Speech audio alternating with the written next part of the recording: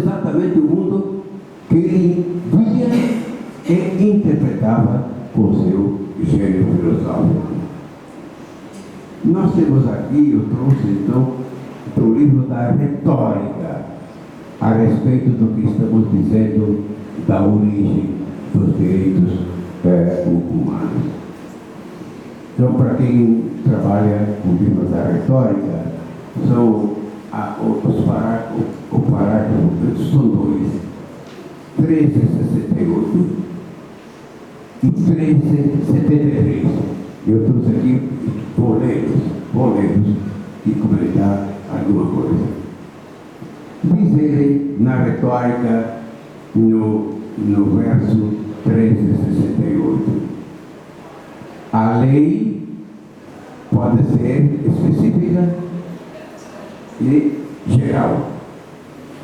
A lei específica é a lei escrita que rege uma comunidade humana, como Atenas e Esparta. A lei geral é feita de princípios,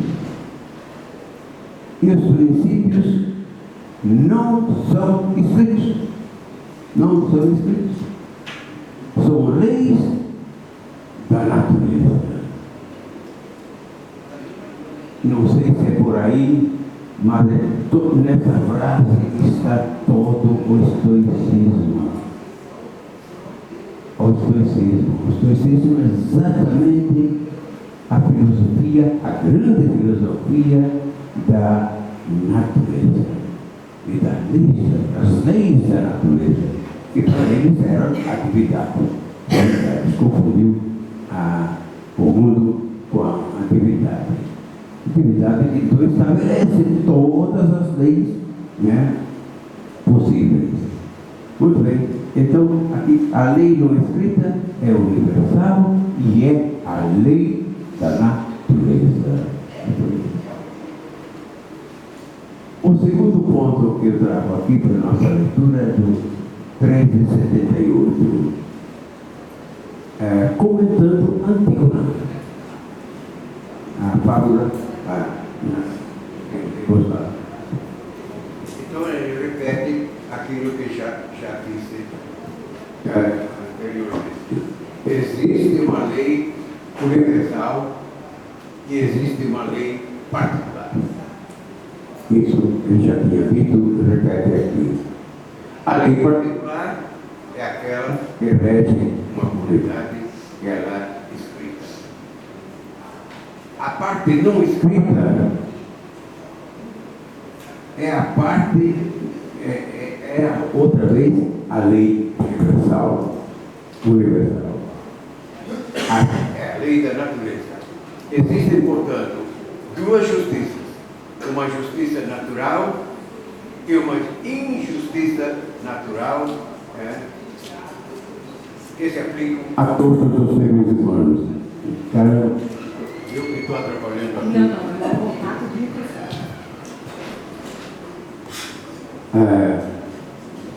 comentando diretamente Antígona, ele diz: é isto que Antígona de Sófocles, é a isto que Antígona de Sófocles se refere quando defende o funeral do irmão dela.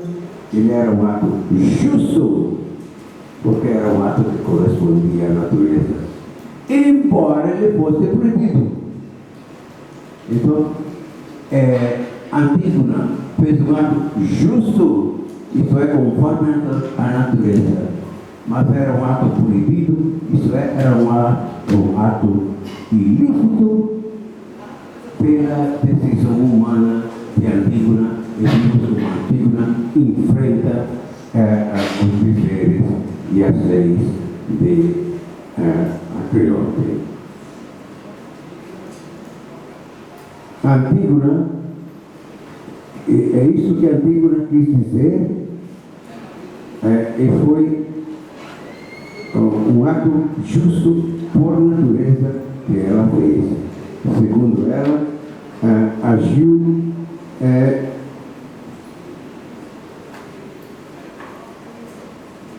Isso é, agiu conforme a lei universal. Porque dizer, repetindo a Antígona, essas leis universais não são de ontem e não são de hoje, são dos tempos remotos. E a Antígona diz que essas leis que foram escritas são dos deuses. Aristóteles disse não, essas leis antigas não são de ontem, não são de hoje, mas são dos tempos remotos.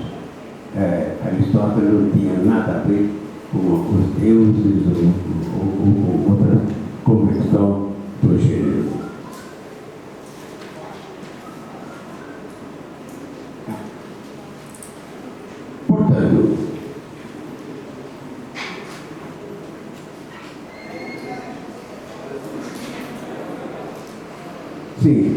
Portanto, tirando uma conclusão geral disso, e depois, eu estava há pouco tempo para perguntas, queria deixar uns 20 minutos para perguntas, mas rapidinho então. As leis não escritas são as leis eternas das divindades e as leis universais que existem em todos os tempos e lugares. São orientações fundamentais.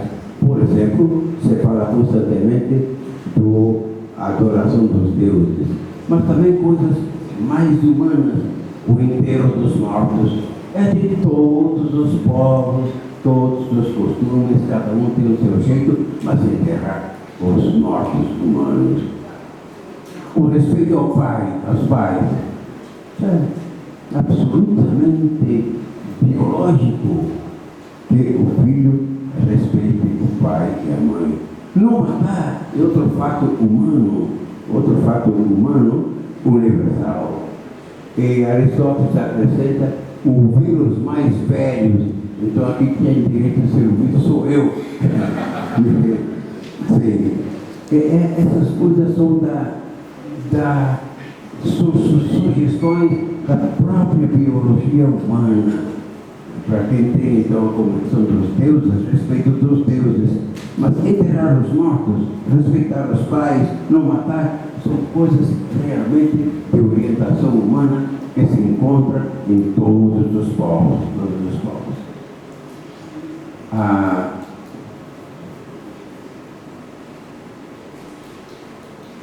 Disto fala então os mitos, as religiões e também os teólogos cristãos.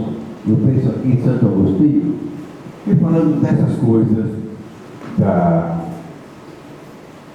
natureza humana, ele tem um belíssimo capítulo que ele chamava livro naquele tempo, o livro nono das Confissões, que é intitulado O Palácio da Memória. Santo Agostinho faz um passeio, como nós fizemos um pouquinho nesta noite, na interioridade humana. E lá ele encontra a memória de tudo. E ele tinha uma memória prodigiosa. Então recordava todas as imagens sensíveis que ele teve das coisas que viu, mas também das filosofias que ele tinha conhecido, que são coisas espirituais. Também tem a memória de cada um desses princípios, dessas definições que ele encontrava. E finalmente ele encontra a memória da justiça, da verdade, do bem e de Deus, e a memória de Deus. Ainda que ele não fosse cristão, mas tinha memória de Deus. Aí ele rompe e diz: caramba, Deus está dentro de mim como memória. Eu estava lá fora pensando filosofias, por isso que eu nunca encontrava Deus. Deus está no mais profundo de mim mesmo. A divindade está assim. E dessa profundidade da consciência ressoa uma voz: faça o bem, evite o mal. É o supremo princípio da ética, seja cristã, seja estoica. Né? Veremos na próxima vez esse conflito estoicismo e cristianismo, um tanto artificial, mas é absolutamente válido, porque se trata da lei natural dos históricos, confrontado dialeticamente com a visão cristã que a própria natureza era criatura de Deus. Esse conflito aí nunca foi resolvido até o dia de hoje. O conflito entre a natureza, que nos basta, como dissemos primeiro, que nos basta, nós temos todo o cabedal de elementos que servem para a nossa conduta ética, moral e política, dado pela natureza. Mas, na visão cristã, se acrescenta natureza que foi criada por Deus e esse conflito sempre subsistiu. Então, concluindo essa colocação de hoje, nos abre para a próxima vez, o próximo capítulo, a próxima conversa, que é quando é?